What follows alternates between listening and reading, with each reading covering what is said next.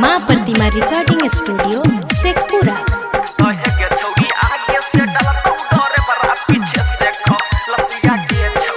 आप सुन रहे हैं डीजे कंचन राज मुजफ्फरपुर। नीचे से ऊपर माना हकी तो छौड़ी गे सुपर हे गे रंगा देतो पर नीचे से ऊपर आइल हको होली रंग रसिया गे छौड़ी काहे गे छौड़ी आगे से डलतो डर बरा पीछे से ख लसिया गे छौड़ी काहे गे छौड़ी आगे से डलतो डर बरा पीछे से ख लसिया गे छौड़ी।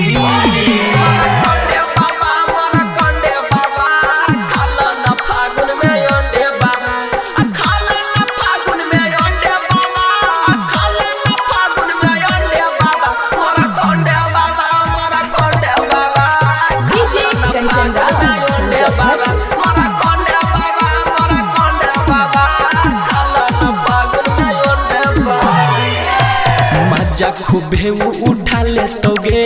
केबिन में अपन घुसा ले तोगे मोटा पिचा कारी भिरा दे तोगे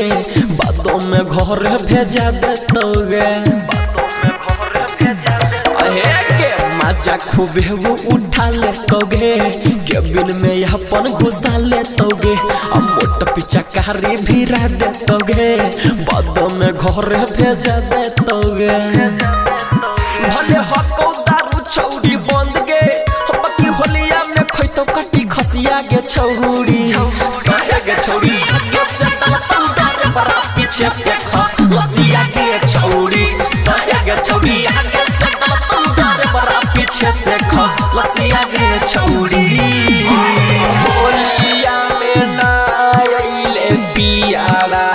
हो हले के सुतीले तो कियावा सूतीले तकियावा लेके सूतीले तकियावा होलिया में पियावा हो लेके सूतीले तकियावा अपन पुआ खिला देना गे मोरो श्रद्धा पूरा देना गे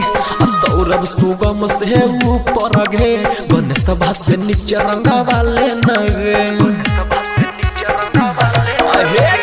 अपन पुआ खिया देना गे हमारो श्रद्धा पूरा देना गे सौरभ सुगम से ऊपर गे गणेश सभा से नीचे रंगा वाले नगे अगे भूखल हो छौड़ा सलेंदारा तो खिला दे फुलौड़ी अपन बसिया गे छौड़ी